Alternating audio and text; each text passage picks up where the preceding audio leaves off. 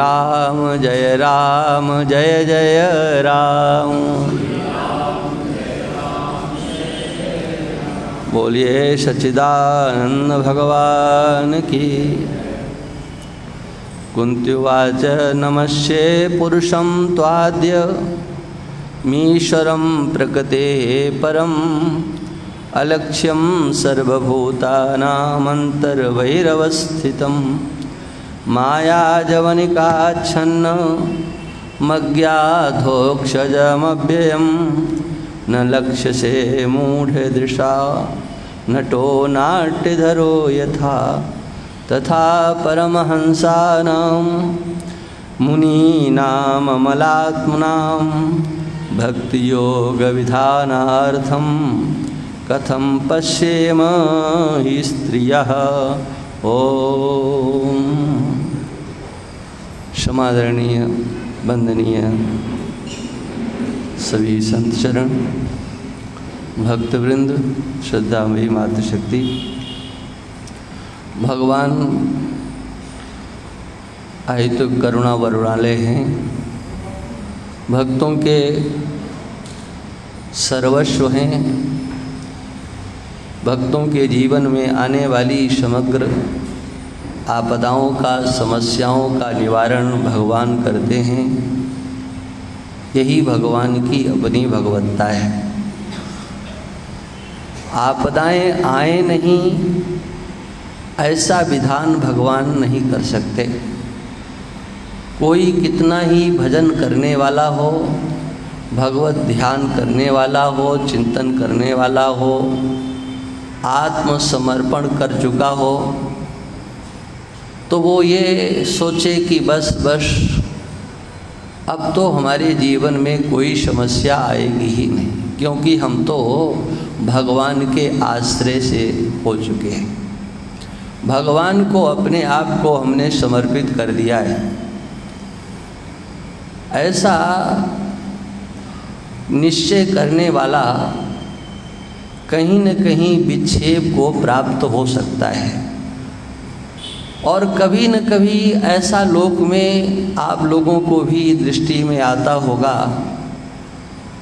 कभी कभी भजन करने वाले, उपासना करने वालों के जीवन में भी ये विक्षेप आता ही है। हमने इतना भगवान की पूजा की, इतना पाठ किया, हम तो भगवान का ही अहरनिश नाम जप करने वाले, फिर भी हमारे जीवन में ये विपत्ति आ गई। क्या इस विपत्ति को भगवान मिटा नहीं सकते थे? और कभी कभी तो संसार के लोग भगवान के ऊपर कुपित भी हो जाते। हाँ, कुपित होकर के क्या करते हैं?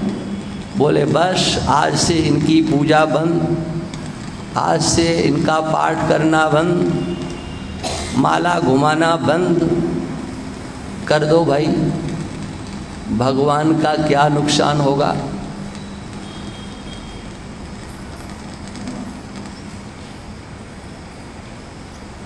विचार ये करना है कि भगवान सर्व सामर्थ्यवान होते हुए भी अपने भक्तों की विपत्तियों को आने से क्यों नहीं रोकते।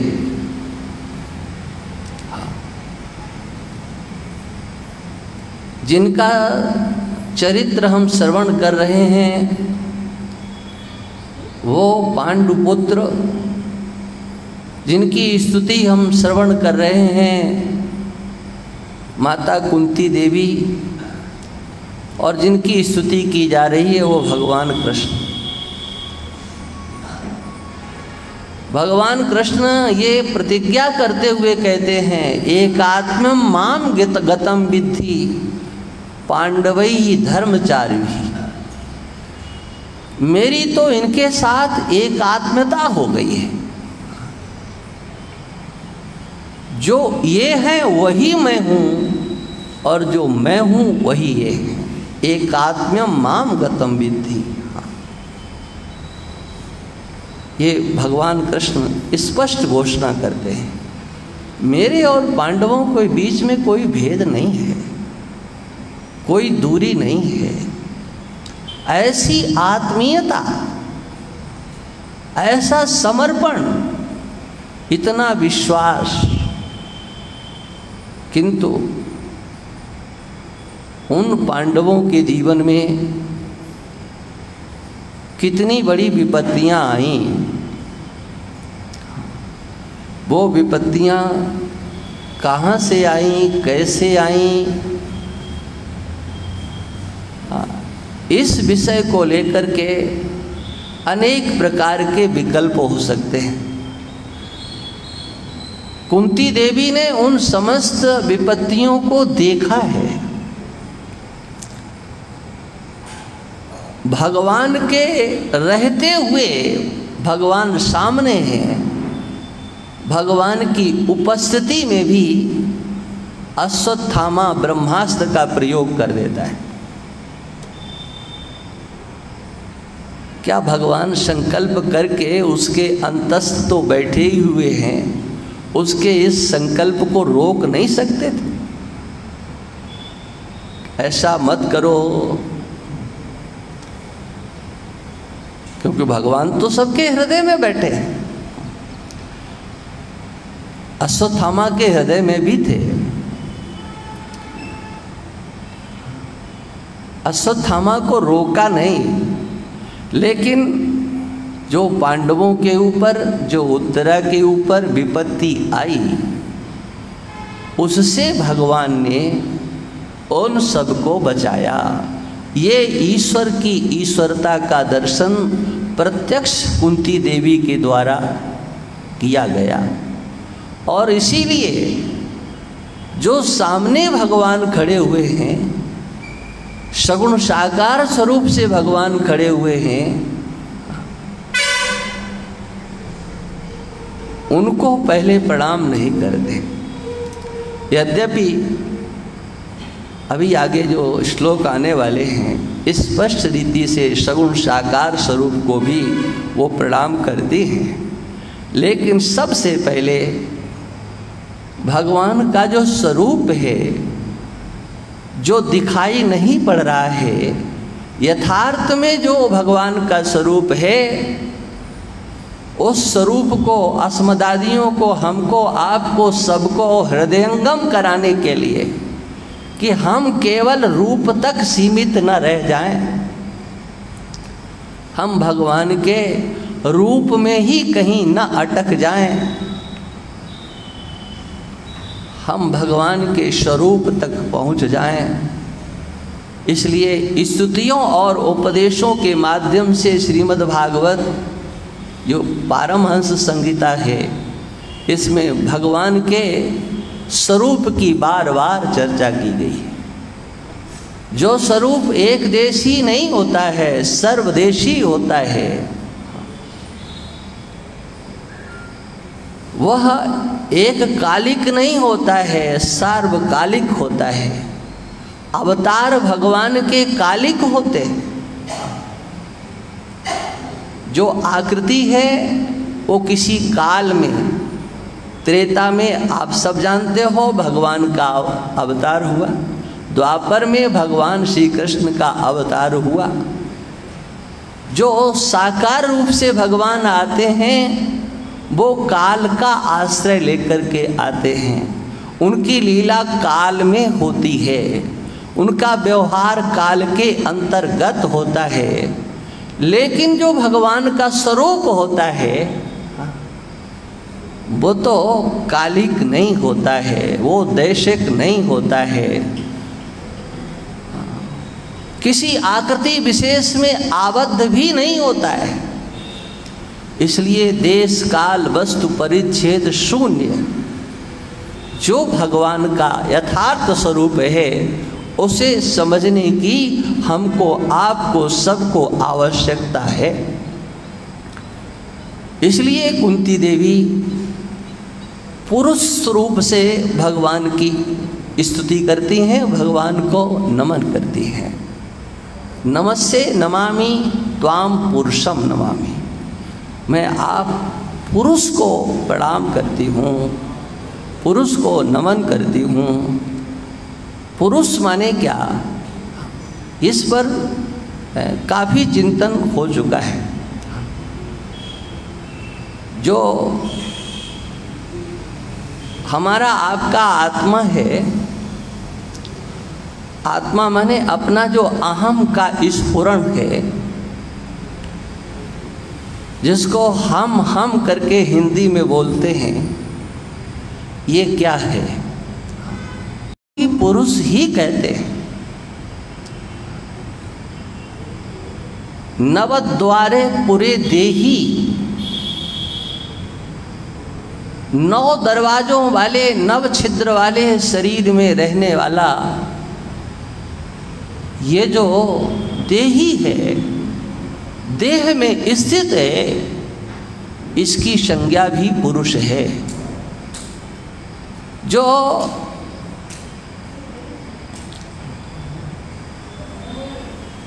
ये पंखे बंद कर देना चाहिए लोगों को, शायद इसीलिए। हाँ,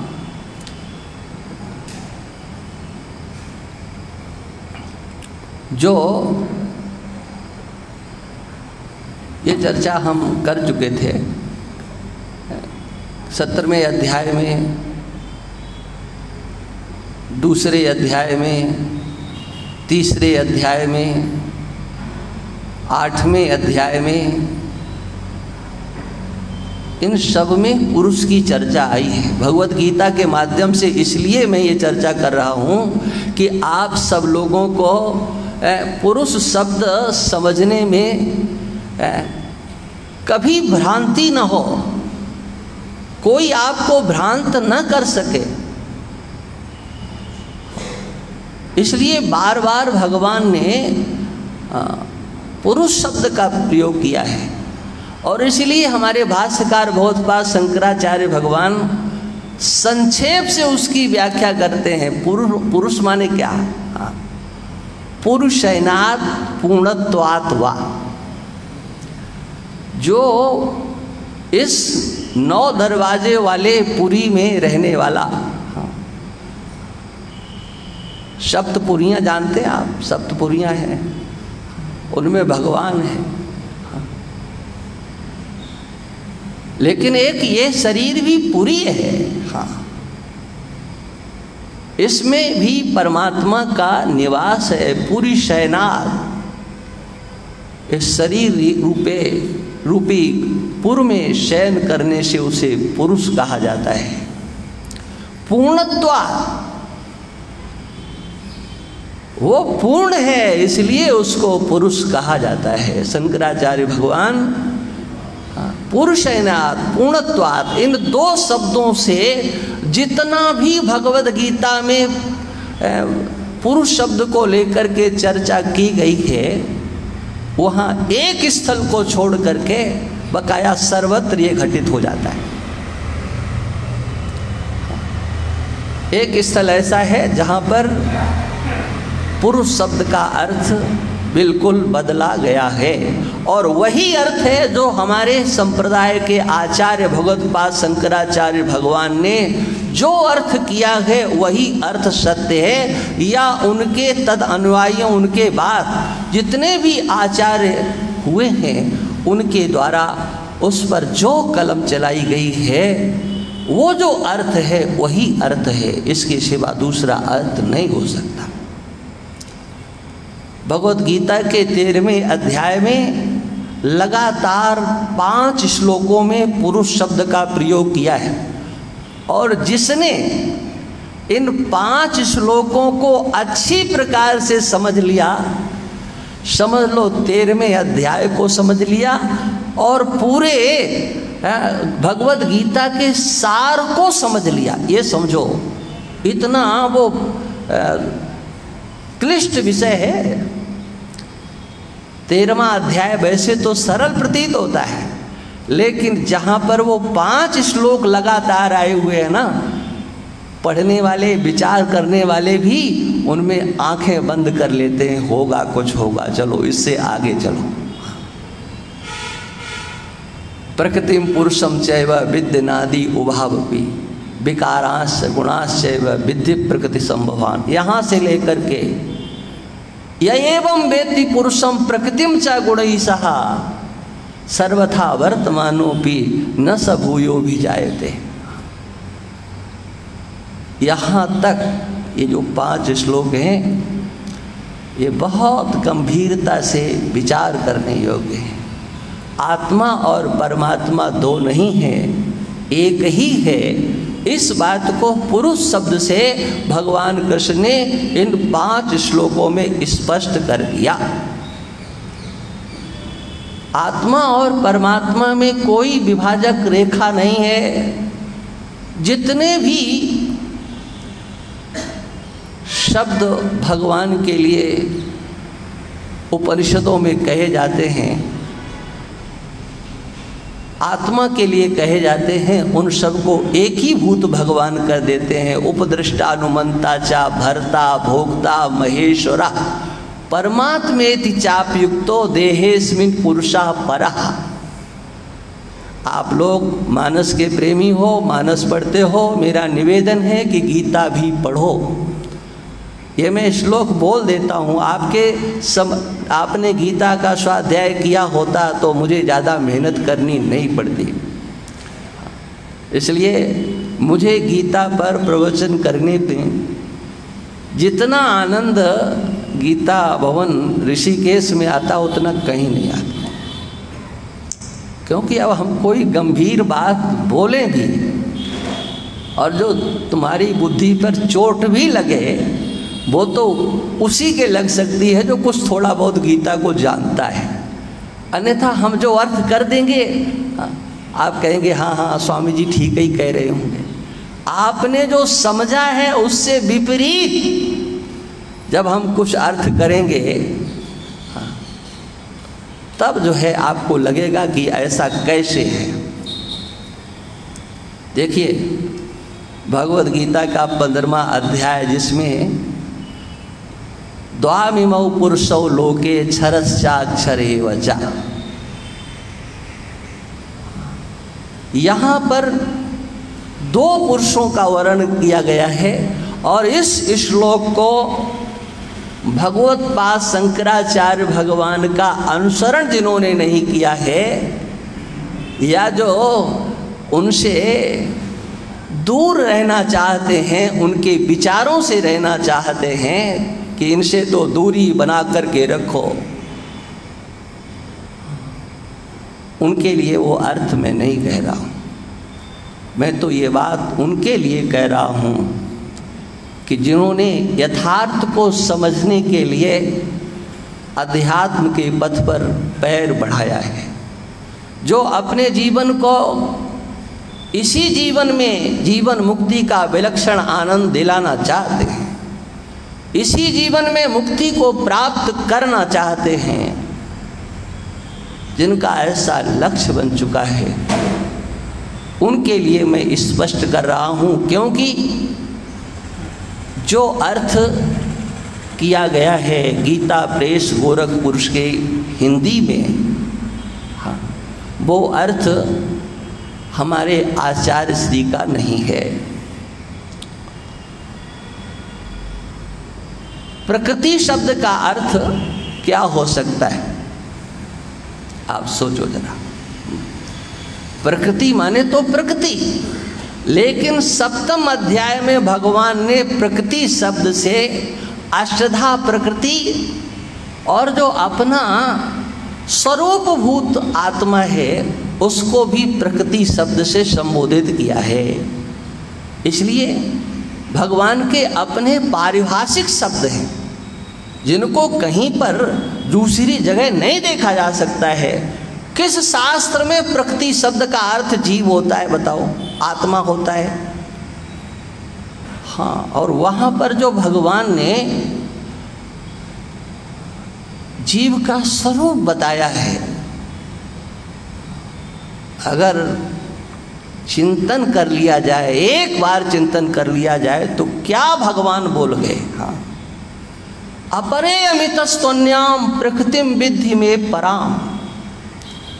अष्टधा प्रकृति का भगवान ने वर्णन किया भूमिरापो नलो वायु खम मनो बुद्धिरेव च अहंकारिति यम्मे भिन्ना प्रकृति अष्टधा। ये अष्टधा प्रकृति का वर्णन कर दिया, पृथ्वी जल तेज वायु आदि। फिर कहते हैं अपरे अमितः स्तुन्यम अन्याम, ये अष्टधा प्रकृति से पृथक एक प्रकृति और है। वो कौन है? प्रकृतिम विद्धि में पराम, मेरी वो परा प्रकृति है। एक वचन का प्रयोग भगवान करते हैं, ध्यान रखना। जो संस्कृत पढ़ने वाले हैं उनको थोड़ा आनंद आएगा, श्रद्धालु हैं वो भी समझ सकते हैं। मैं पराम, मेरी परा प्रकृति, हाँ, एक वचन का प्रयोग करते हैं। इससे पृथक है, इस अष्टधा प्रकृति से पृथक है। उसको आप क्या कहेंगे? तो बोले जीव भूताम, जीव रूपा। यहां पर भी एक वचन का ही प्रयोग भगवान ने किया है, ध्यान रखना। अनेक जीववाद का यहां पर भगवान ने खंडन कर दिया। अनेक जीव हैं, क्या महिमा है, क्या महिमा है आपकी, आपके उस परा प्रकृति की महिमा क्या है? तो भगवान उसकी महिमा बताते हैं। अब कभी जिसके संस्कार उदय होंगे, जिसने भगवत गीता की शरण ली है, वो मात्र इस श्लोक के चतुर्थ चरण पर विचार करेगा तो उसे लगेगा कि हम क्या देख रहे हैं, क्या सुन रहे हैं, ये क्या भगवान कह गए। ये जो जीव रूपा प्रकृति है एक ही है, कार्य क्या है? बोले ययेदम धार्यते जगत, जितनी भी सृष्टि है उस सृष्टि को इसने धारण किया हुआ है। अब पुराणों की कथाओं में तो पृथ्वी को किसने धारण किया है, हाँ, ये सब अलग है, लेकिन भगवान कहते हैं वो मेरा ही स्वरूपभूत है, जिसने समग्र सृष्टि को धारण किया हुआ है, सत्ता प्रदान की हुई है नाम से जो कुछ भी प्रतीत होता है उसके मूल में वही तो है, और कौन है? अपरे अमितस्तुन्याम प्रकृतिम विद्धि में पराम जीव भूताम महाबाहो एदम धारते जगत। इसी से सब कुछ होता है, इसकी सत्ता से ही सब कुछ हो रहा है। ये बात इसलिए मैंने कहा कि ये अपना शब्द है भगवान कृष्ण का, कि उस चैतन्य को, पुरुष को, जो ब्रह्म स्वरूप है, उसको प्रकृति शब्द से यहाँ पर कह दिया। और इसी प्रकार से द्वामिमौ पुरुषौ लोके क्षरश्चाक्षरेव क्षरा सर्वाणि भूतानि कूटस्थो अक्षर उच्यते। यहाँ पर दो पुरुषों की चर्चा है, तो वो दो पुरुष कौन कौन से हैं? कहते एक क्षर और एक अक्षर। तो यहाँ पर क्षर शब्द का है समग्र कार्य जगत, क्षर नाम पुरुष से ये समग्र कार्य जगत, और अक्षर इस कार्य जगत का कारण जो मूल प्रकृति। यहाँ पर कार्य जगत और कार्य जगत का जो कारण मूल प्रकृति, उसको भी पुरुष के नाम से कहा गया है।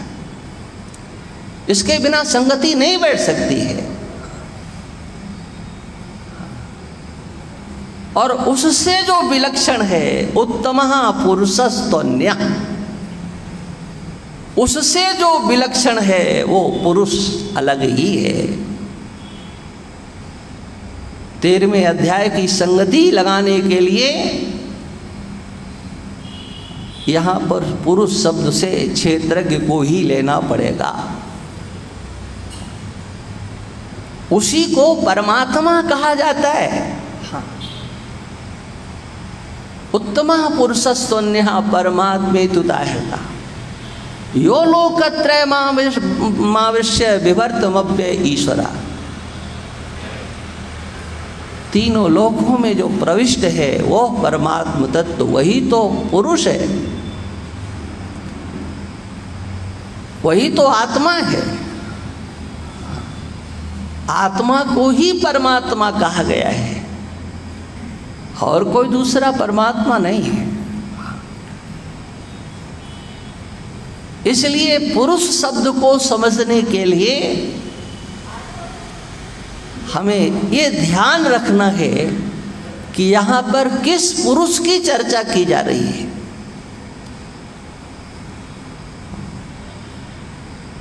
कौन सा पुरुष है? वैश्वानर है, उसको भी पुरुष शब्द से कहा गया है। हिरण्यगर्भ है, उसको भी पुरुष शब्द से कहा गया है। अब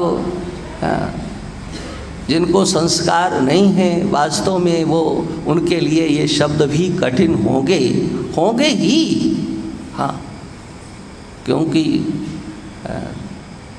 जब स्वाध्याय अध्यात्म का, दर्शन का नहीं है, अध्यात्म ग्रंथों का नहीं है, तो ये शब्द भी कठिन उनके लिए होंगे। वैश्वानर क्या है, हिरण्यगर्भ क्या है, ईश्वर क्या है। यहाँ पर माता कुंती के देवी के द्वारा वैश्वानर नामक पुरुष की चर्चा की गई है, या हिरण्यगर्भ नामक पुरुष की चर्चा की गई है, या ईश्वर नामक पुरुष की चर्चा की गई है। जो प्रत्यक्ष दिखाई पड़ रहा है, उन प्रत्यक्ष में पुरुष रूप से किसको कहा जाए? वैश्वानर उसे कहते हैं जो स्थूल, समष्टि स्थूल और समष्टि सूक्ष्म शरीर, समष्टि स्थूल शरीर, या यूँ कहो समष्टि स्थूल सृष्टि और समष्टि सूक्ष्म सृष्टि, उसके मूल में माया, इन तीनों उपाधियों से युक्त चैतन्य होता है, उसको वैश्वानर कहा जाता है। वो वैश्वानर है जो इस समग्र स्थूलात्मक सूक्ष्मात्मक सृष्टि का अभिमानी होता है। ऐसे समझ लो आप, ये मैं हूँ। जैसे समष्टि है वैसे ही व्यष्टि भी है। यदि इस समष्टि और व्यष्टि को समझना है तो कितने सरल तरीके से इस विषय को हम आपके सामने रखें। देखो, शास्त्रों में तो स्पष्ट ये कह दिया गया कि एक वृक्ष है और वो वृक्ष किसी बाग में है। आपने देखा कि आम का वृक्ष है, कटहल का वृक्ष है, लेकिन बाग बहुत बड़ा है। तो उस बाग में अनेक प्रकार के वृक्ष हैं। तो एक वृक्ष को कहेंगे व्यष्टि। ये पेड़ मेरा, और कोई कहे कि ये बाग मेरा, तो अंतर होगा कि नहीं? एक पेड़ का अभिमानी और एक पूरे बाग का अभिमानी। माने जो बाग है ये तो हो गया समष्टि, हाँ, और एक पेड़ है वो हो गया व्यष्टि। हाँ, शायद आपके समझ में आया होगा, जरूर आया होगा। हाँ, आना भी चाहिए, नहीं तो हम इतनी जोर से बोल रहे हैं कि मतलब क्या होगा। देखो, एक और युक्ति अगर आपकी समझ में आ जाए ये तो हमने ग्रंथ की युक्ति आपके सामने दे दी। व्यष्टि और समष्टि की एकता करने में देर नहीं लगती है। ये जो हमारा आपका शरीर है, इसको आप मान लीजिए समष्टि। शरीर संज्ञा तो एक ही है ना।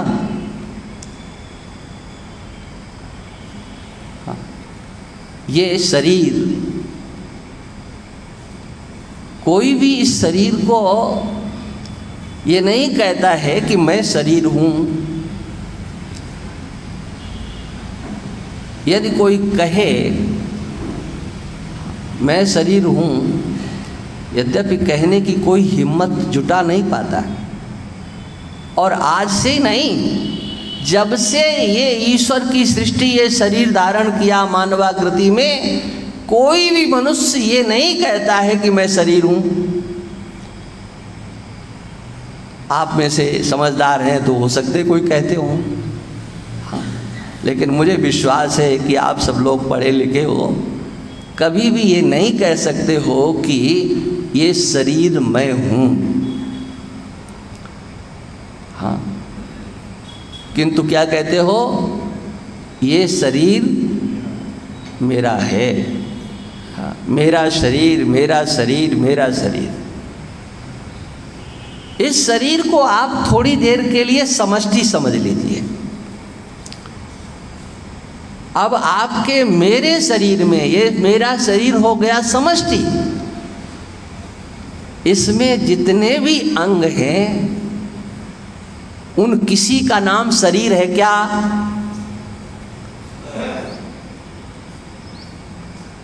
आप हाथ को शरीर कहते हो क्या? सिर को शरीर कहते हो क्या? पैर को शरीर कहते हो क्या? किस अंग को आप शरीर कहते हो? उन सब में अलग अलग उनकी सबकी संज्ञा है। जैसे मैंने उदाहरण दिया था, एक बाग है, उसमें अनेक प्रकार के पेड़ खड़े हुए हैं। उन समस्त बागों का अभिमानी एक कहता है कि ये बाग मेरा है। हाँ, वो उसका समष्टि अभिमान। और उसी में ये मेरा आम का पेड़ है, ये मेरा कटहल का पेड़ है, हमारे बाग में इतने आम के हैं, इतने नींबू के हैं, इतने कटहल के हैं। ये उसका व्यष्टि अभिमान है। मेरा अभिमान, मेरा बाग, ये समष्टि। और उसमें जो वृक्षों की अलग अलग संख्या है उसका। हाँ, ऐसे ही शरीर आपका, मेरा शरीर, ये हो गया समष्टि। लेकिन उसमें हाँ, मेरे 2 हाथ हैं, मेरे 2 पैर हैं, मेरे 2 आँख हैं, मेरे 2 कान हैं, मेरे 2 नाक हैं। हाँ? ये शरीर है कि नहीं? ये व्यष्टि है। इसमें आपकी पूरे शरीर में आपकी अहंता, मिथ्या अहंता, ना समझी अहंता। हाँ, ये मेरा एक व्यष्टि समष्टि अहंता और एक व्यष्टि अहंता। हाँ, समष्टि का, व्यष्टि का स्पर्श करने पर आप समष्टि में जाकर के बैठ जाते हैं। स्पर्श व्यष्टि का होता है। हाँ, और अनुभव आप समष्टि का करते हैं। जैसे आप किसी को छूना नहीं चाहते हो, हालांकि ये कहना तो आजकल अपराध है कि हम तुम्हें छूना नहीं चाहते। हाँ, कह मत देना कहीं किसी को। हाँ, और मान लीजिए आप नहीं छूना चाहते हो और उसने छू लिया। क्या छुआ? हाँ, आपका हाथ छू लिया। क्या छुआ? हाथ को छुआ। हाँ, और आप कहते क्या हो? मुझे छू लिया। अच्छा, हाथ को छुआ तो आपके पूरे शरीर को छुआ क्या है? हाथ का स्पर्श हुआ, हाथ में आपकी व्यष्टि अहंता है, मेरा हाथ। लेकिन वो व्यष्टि अहंता कहाँ जाकर के बैठ गई? मुझे छू लिया। हाँ, पूरे को छू लिया, पूरे शरीर को छू लिया। वो व्यष्टि समष्टि से पृथक नहीं है। इसका और गहराई से चिंतन करोगे तो आनंद आएगा।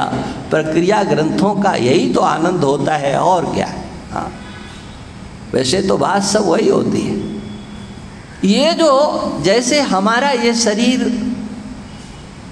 के अंग व्यष्टि रूप हैं और समग्र शरीर समष्टि रूप है, इसी प्रकार से ये समग्र जितना भी स्थूल प्रपंच है, आकृतिमान प्रपंच है, तीनों लोक 14 भुवन जितने भी आपको दिखाई पड़ सकते हो या जितने सुनाई पड़ सकते हो, जहाँ शरीरधारियों की चर्चा होती हो, चाहे देवताओं की हो, चाहे ब्रह्मा की हो, चाहे विष्णु की हो, चाहे शिव की हो, जहाँ पर आकृतिमान की जितनी भी चर्चा होती है, वो समग्र सृष्टि सातों ऊपर के और सातों नीचे के 14 भुवनों की जो समग्र सृष्टि है, चाहे वो जड़ात्मक हो और चाहे जड़ चैतन्यात्मक हो, वो समग्र सृष्टि का और उसमें जो व्याप्त सूक्ष्म शरीर है उसका जिसको अभिमान होता है, अहमस्मि, हाँ, उसको वैश्वानर कहते हैं। हाँ, वो परमात्मा जो समग्र सृष्टि की अहंता को लेकर के बैठा हुआ है। जैसे आपकी व्यष्टि की अहंता है, हाँ, वैसे वैश्वानर भगवान की समग्र सृष्टि की अहंता है। उस सृष्टि में जो कुछ भी है वो सब भगवान का ही है, वैश्वानर भगवान का है, विराट भगवान का। उन्हीं को विराट कहते हैं, उन्हीं को वैश्वानर कहते हैं। वो सब विराट भगवान का ही है। इसलिए भागवत के 2 स्कंध में भगवान के अंगों का वर्णन किया गया है। पाताल क्या है, आकाश क्या है, पर्वत क्या है, समुद्र क्या है। ये समग्र विश्व सृष्टि, स्थूल सृष्टि परमात्मा का स्वरूप है, जो इस समग्र सृष्टि का अभिमान लेकर के रहता है। स्थूल सूक्ष्म शरीर, उसके मूल में बैठी हुई माया, इन तीनों की उपाधि से जो चैतन्य अभिव्यक्त होता है उसको वैश्वानर कहते हैं। हाँ। उससे आगे हिरण्यगर्भ, जो समष्टि सूक्ष्म शरीर और उसके मूल में जो बैठी हुई माया है, उन दोनों उपाधियों को लेकर के जो चैतन्य है उसको हिरण्यगर्भ कहा जाता है। और केवल मायोपहित जो चैतन्य है, केवल मायोपहित, माया की उपाधि लेकर के जिस चैतन्य की चर्चा है उस चैतन्य को ईश्वर कहा जाता है। एक ही ब्रह्म तत्व जब माया का आश्रय लेता है तो वह 3 रूपों में विभक्त हो जाता है। माया का परित्याग करके जब उस चैतन्य का अनुभव होता है और वह प्रत्यगात्मा भिन्न होता है, अपरोक्ष होता है, प्रत्यक्ष होता है, एक होता है, अद्वितीय होता है, तब उसकी संज्ञा ब्रह्म होती है।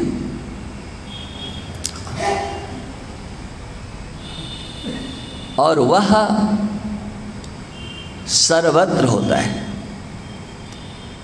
यहाँ पर माता कुंती के द्वारा भगवान कृष्ण को उस माया से परे जो भगवान कृष्ण का विशुद्ध स्वरूप है, उस विशुद्ध स्वरूप की यहाँ पर चर्चा की गई है। सदैव सौम्येदिदमग्र आसीत् एकमेवाद्वितीयम्। छांदोग्योपनिषद में कहा गया सदैव सौम्येदिदमग्र आसीत्। हाँ, वही एक अद्वितीय तत्व था, आदि था, सबसे पहले वही। जब ये सृष्टि नहीं थी, सृष्टि क्या, सृष्टि के मूल में वो माया भी नहीं थी। हाँ, माया भी नहीं, ये माया का कार्य और माया दोनों नहीं, ऐसी अवस्था उस ब्रह्म की, हाँ, वह था। यही तो चतुश्लोकी भागवत है, और क्या। अहमेवा समेवाग्रे नान्यम त्यसत् सत् परम। सत और असत जहाँ पर कोई नहीं था, मैं ही था, केवल मैं ही। जो प्रत्यक्ष हो रहा है वो सत, जो प्रत्यक्ष नहीं हो रहा है वो असत। सत और असत, इसका अर्थ यही होता है। कार्य रूप से भाषित हो रहा है वह, और जो कारण रूप से है, इस जगत का जो कारण है वह दिखाई नहीं पड़ रहा है, प्रत्यक्ष नहीं है। हाँ, ये सृष्टि भगवान की माया की रचना है। ब्रह्म सृष्टि नहीं करता है। ब्रह्म के रूप में माता कुंती भगवान कृष्ण का प्रतिपादन यहाँ पर करती है। प्रकृते है परम, प्रकृति से परे। आदि सृष्टि दे जग उपजाया, मानसकार भी इसी का आश्रय लेते हैं। एक बार एक सज्जन हमको ऋषिकेश में मिले, तो वो कुछ लिख रहे थे जिसको आप लोग डॉक्टरेट बोलते हैं, पीएचडी कर रहे थे। तो मैंने उनसे पूछा किस पर कर रहे हो? बोले तुलसी साहित्य पर मैं पीएचडी कर रहा हूँ। दोबारा वो सज्जन हमको मिले नहीं, काफ़ी देर तक चर्चा हुई। मैंने कहा आप बताओ, आपने बहुत कुछ देखा होगा। बोले हाँ, हमने तुलसीदास जी के 12 ग्रंथों को अच्छी तरह से देखा है। मैंने कहा अच्छा सही बात बताओ, उनका वास्तविक सिद्धांत आपको क्या प्रतीत होता है? तो बोले वास्तविकता तो ये है कि शंकराचार्य भगवान से प्रभावित। हाँ, ये उन्होंने कहा कि वो शंकराचार्य तुलसीदास जी माने औपनिषद सिद्धांत से प्रभावित हैं। औपनिषद सिद्धांत माने उपनिषद से जिसका प्रतिपादन किया जाता है, वेदांत से जिसका प्रतिपादन होता है, वेदांत दर्शन, वेदांत श्रुतियाँ जिस परमात्म तत्व का प्रतिपादन करती हैं, वह अद्वैत दर्शन, वो उत्तर मीमांसा भी उसका नाम है। बोले उस दर्शन से अधिक प्रभावित हैं। यद्यपि वो कहीं कहीं पर और भी कुछ कह देते हैं, लेकिन जहाँ औपनिषद सिद्धांत की बात आती है वहाँ पर फिर किसी भी प्रकार से वो किसी की को आगे करके नहीं लाते हैं, केवल औपनिषद सिद्धांत। औपनिषद सिद्धांत क्या है?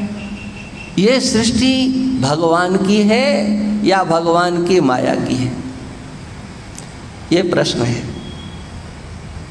ईश्वर की रचना है या ईश्वर के माया की रचना है, ये चिंतन किया गया है उपनिषद में, ब्रह्मसूत्र में। हाँ, ये चिंतन है। भावना से सिया राम में सब जग जानी कहना, वासुदेवा सर्वम कहना बहुत अच्छा है। सब भगवान के ही रूप हैं, सब भगवान का ही स्वरूप है। आंखें बंद करके सबको भगवान का स्वरूप मान लो, कोई फर्क नहीं पड़ता है। अच्छा है, भाव शुद्धि इससे होती है। ये मानस तप है, इसको कोई आप हल्के पुल्के में मत ले लेना। हाँ। भाव की परिशुद्धि के लिए सर्वम विष्णुमयम जगत, ये बहुत बड़ी साधना है। इसलिए भगवान कृष्ण कहते हैं भाव संशुद्ध रित्येतत् तपः मानस मुच्यते। ये मानस तप है। मना प्रसादा सौमित्रम मौन मात्म विनिग्रह, मानस तप है ये।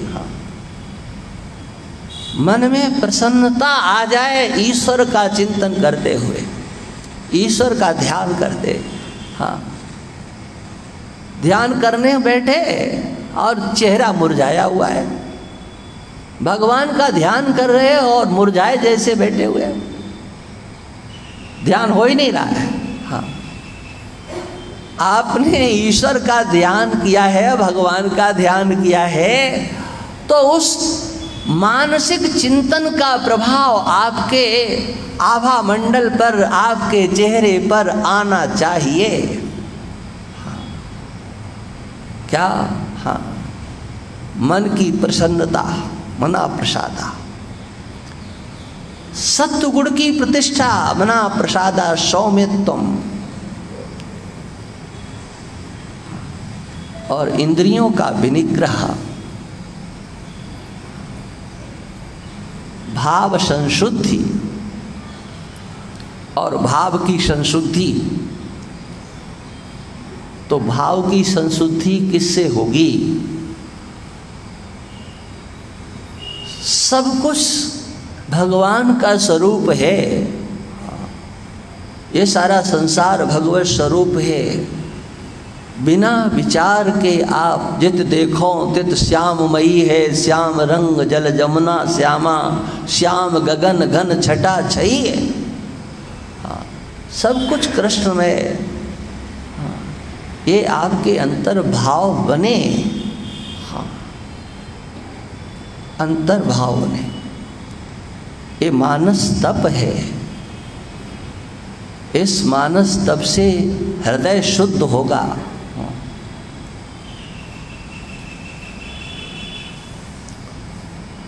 ये सबसे बड़ा सत्य है, इसको आप व्यवहारिक जगत में लेकर के आए।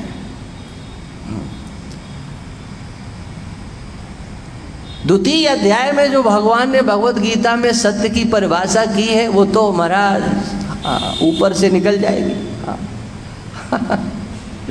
हाँ, ना सतो विद्यते भावो ना भावो विद्यते सता उभयोरवदृष्टोऽन्तस्तनयोस्तत्त्वदर्शिभिः। ये सत्य कहीं जल्दी हाथ लगने वाला है, जिसकी चर्चा 16वें श्लोक में दूसरे अध्याय में भगवान ने कर दी। लेकिन आपके हाथ कुछ लग सकता है। अंतर शुद्धि करने के लिए सद्भाव की स्थापना करना, और इससे बड़ा और कोई दूसरा सद्भाव हो नहीं सकता। इसलिए भगवान कृष्ण 7वें अध्याय में स्पष्ट कर देते हैं, सद्भावे साधुभावे च सदित्य तत्प्रयुज्यते प्रशस्ते कर्मणि तथा सच्छब्दा पार्थ उच्यते। भाव में सत का संबंध हो जाए, आपका भाव सत से एकीभूत हो जाए। हाँ। पहले तो मना प्रसादा सौमित्वम मौन मातम विनिग्रह, भाव संशुद्धि, इसके लिए भगवान के स्वरूप का ध्यान इत्यादि करना, और फिर वह आपका भाव सद्भाव के रूप में सत के साथ एकीभूत हो जाए, जिसमें कोई परिवर्तन नहीं हो, कभी परिवर्तन नहीं हो। जिस भाव को आप परिवर्तन करना चाहो तब भी परिवर्तित नहीं हो, ऐसा भाव आपके अंतस्थ आना चाहिए। इसकी आवश्यकता है, इसलिए इसकी आवश्यकता है कि मानव जीवन उसके बिना परिपूर्ण नहीं होता है।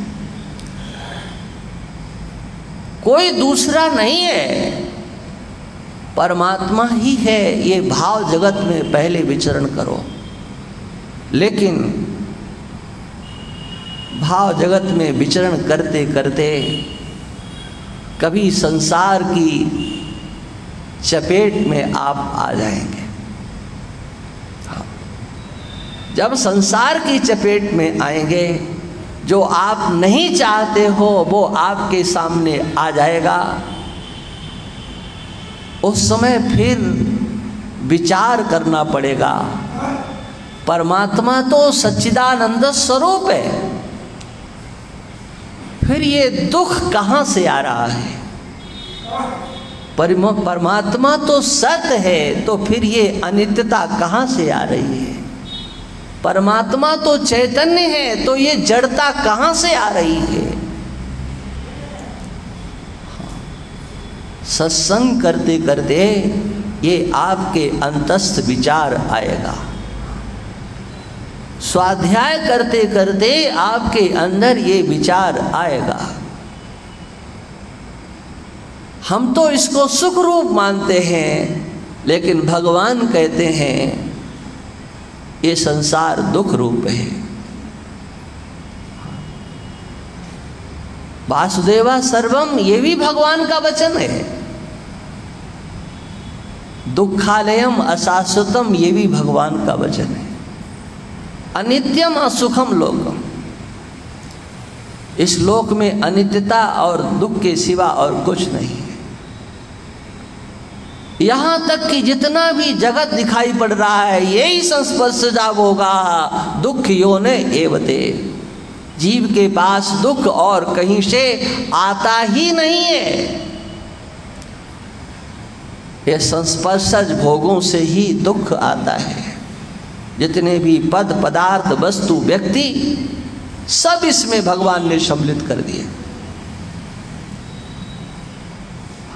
दुख कहाँ से आता है? हाँ, परमात्मा की रचना है तो वहाँ से दुख तो नहीं होना चाहिए। ये बात मैंने इसलिए आपके सामने रखी। ईश्वर की सृष्टि है या ईश्वर के माया की सृष्टि है?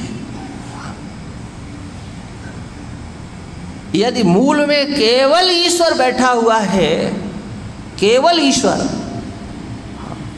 शुद्ध तत्व है, तो शुद्ध तत्व तो सच्चिदानंद स्वरूप है। उसकी सच्चिदानंद रूपता परिलक्षित होनी चाहिए। लेकिन दुख दिखाई पड़ता है, तब ये कहाँ से है? हाँ, तो उसको मायावाद के रूप में कहा जाता है। यही मायावाद है। सृष्टि माया की रचना है, ईश्वर की रचना नहीं है। ये समग्र सृष्टि माया की रचना है। अध्यात्म रामायण में आप देखेंगे, आप सब मानस के प्रेमी हो, हाँ, मानस को छोड़ करके और कुछ आप लोग पढ़ना नहीं चाहते हो, बल्कि आप उससे भी नीचे चले गए हो। आप तो सुंदरकांड छोड़ करके रामायण भी नहीं पढ़ना चाहते हो। हाँ, बोले सुंदरकांड पढ़ लो। हाँ, कोई आ गया तो सुंदरकांड, कोई चला गया तो सुंदरकांड है। ये क्या हुआ भाई?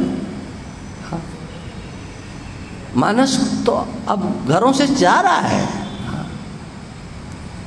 पहले मानस का पाठ होता था, यहाँ होता है नवरात्रियों में, कितनी संख्या होती है जी। हाँ, उससे प्रेम अब भीलवाड़ा के लोगों का नहीं रहा। मुझे तो बड़ा गर्व होता था, मैं चर्चा करता था भीलवाड़ा की रामधाम की रामायण की पाठ की। हाँ, और मैं ये दावे से कहता था कि जैसा अच्छा पाठ वैदिक परंपरा से, शास्त्रीय रीति से भीलवाड़ा में रामधाम में होता है, ऐसा कहीं नहीं होता, मैं ये दावे से कहता था। लेकिन अब मेरे को कहने में शर्म आने लगी है, क्योंकि भीलवाड़ा के ये निवासियों की मानसिकता ही दूषित हो गई है। अब रामधाम में पाठ करना भी, पाठ करने के लिए आना भी उनके लिए मुश्किल। हाँ, वो उस समय रामधाम में आते थे जब उनके पास साइकिल नहीं थी। लेकिन आज रामधाम पाठ के लिए जिनके पास एक एक नहीं, घर में 3-3 गाड़ियां हैं, 4 व्हीलर खड़े हुए हैं, 2 व्हीलर खड़े हुए हैं, लेकिन जब रामायण के पाठ की बात आती है, घर में ही कर लेंगे। कितने नीचे चलते चले जा रहे हो, कहाँ जा कर के रुकोगे? ये सत्संग किसके लिए हो रहा है जी? हाँ, एक करने वाले होते हैं, कराने वाले होते हैं, जानते हो? हाँ, हम लोग करने वाले है ना, आप सुनने वाले, हम सुनाने वाले, और जो रामायण मंडल के ट्रस्टी हैं वो ये कराने वाले। तो कराने वाले देखते हैं दूर से, घर में बैठ करके सत्संग हो रहा है या सत्संग हो जाए तो फिर आकर के निरीक्षण करते हैं क्या कैसा हुआ है। ये क्या है? ट्रस्टियों का कोई कर्तव्य नहीं होता है क्या? मैं ये नहीं कह रहा हूं कि आप आने लगना, लेकिन आप जा कहाँ रहे हो, अपने आप को समझने की चेष्टा क्यों नहीं कर रहे हो? समझने की चेष्टा करो। मैं ये कह रहा था, अध्यात्म रामायण में ये प्रसंग है। भगवान श्री राम को सीता जी ने उपदेश दिया, आज्ञा दी। देखो, ये हनुमान जी हैं, इन्होंने हमारी बहुत सेवा की है, तुम इन्हें हमारे स्वरूप का बोध कराओ। मैं क्या हूं ये बताओ, तुम बताओ। अब जानकी जी ने बताना शुरू किया, पढ़ लेना, बड़ा अच्छा लगेगा आपको। जानकी जी ने बताना शुरू किया, देखो तुम राम जी को क्या समझ रहे हो हनुमान जी, ये आकृति वाला, ये धनुष बाण लिए हुए, अरे का ये कुछ नहीं, रामम विद्धि परम ब्रह्म सच्चिदानंदवद्वयम्। ये जो श्री राम जी हैं ये परब्रह्म हैं, सच्चिदानंद स्वरूप हैं। ये कुछ करते कराते नहीं है। देखो ये सारी सृष्टि, ये तो सब मेरी बनाई हुई है। हाँ, लोग कहते हैं राम जी का जन्म हुआ है, अरे राम जी का जन्म ही नहीं हुआ है। हाँ, ये तो सारा खेल मेरा है, मेरा ही जन्म हुआ है, मैं ही बड़ा, मैंने ही जाकर के धनुष को तोड़ा है, मैंने ही ब्याह किया है, मैं ही बन गई, मैंने ही रावण को मारा, सब का सब मैंने ही किया। ये कुछ नहीं करते हैं। भगवान श्री राम ने देखा, हमने तो कहा था कि हमारा उपदेश करना, इन्होंने तो अपनी गाथा ही सुना दी, मैं ही सब कुछ करते हूँ। हाँ, अंत में भगवान ने 3 श्लोकों में हनुमान जी को, जानकी जी से कहा अब तुम्हारा उपदेश पूरा हो गया है, अब हम बताते हैं। हाँ हाँ, अरे अपने संबंध में दूसरा क्या बताएगा, वो तो अनुमान करेगा ना। शब्द बोध करा सकता है, लेकिन स्वानुभूति से युक्त तो स्वयं ही व्यक्ति युक्त होता है, वो अपना दर्शन प्रदर्शन कर सकता है। इसी बात को गोस्वामी जी महाराज ने पूरे उस प्रसंग को जानकी जी की जब वंदना की तो स्पष्ट कर दिया। उद्भव स्थित संहार कारणीम क्लेश हारणीम सर्वश्रेयस्करीम सीताम न तो हम राम वल्लभा। मुक्ति प्रदाता कौन? राम जी। अरे राम जी तो अकर्ता हैं, कोष नहीं करते हैं, सर्वश्रेयस्करीम। मोक्ष चाहिए तो महामाया की शरण में जाओ। हाँ, क्लेशों से छुटकारा पाना है तो उनकी शरण जाओ। ये सारी सृष्टि तो उनकी है। मूल बात क्या? मूल बात ये समझो, यहाँ पर पुरुष शब्द से उस निर्विशेष ब्रह्म का निरूपण किया गया है। हाँ, पुरुष शब्द माने, हाँ, मैंने इतनी जो आपके समक्ष बातें रखी वो ये समझाने के लिए, यहाँ पुरुष शब्द का अर्थ है निर्विशेष ब्रह्म, जो मायातीत ब्रह्म है। इसलिए मधुसूदन सरस्वती जी महाराज, हाँ, एक बात बहुत दावे से कहते हैं, वो श्लोक प्राय करके शायद लोगों को याद होगा। क्या? बंसी विभूषित करान नवनीर दाभात पीतांबरा दरुण बिंब फलाधरोष्ठात पूर्णेन्दु सुंदर मुखादर विंद नेत्रात कृष्णात् परम किमपि तत्त्वमहं न जाने। भगवान कृष्ण को तत्व के रूप में मधुसूदन सरस्वती जी, और तत्व क्या है? जो यथार्थ है, सत्य है, वही तत्व है, वो ब्रह्म ही तत्व है, जिसको कि यहाँ पर पुरुष रूप से कहा गया है। अब चलो इससे आगे की चर्चा कल करेंगे। श्री राम जय राम जय जय राम, श्री राम जय राम जय जय राम, श्री राम जय राम जय जय राम। बोलिए सच्चिदानंद भगवान की, श्री राम रामेश्वर भगवान की। धर्म की अधर्म का प्राणियों में विश्व का गौ माता की। नमः पार्वती पते हर हर महादेव।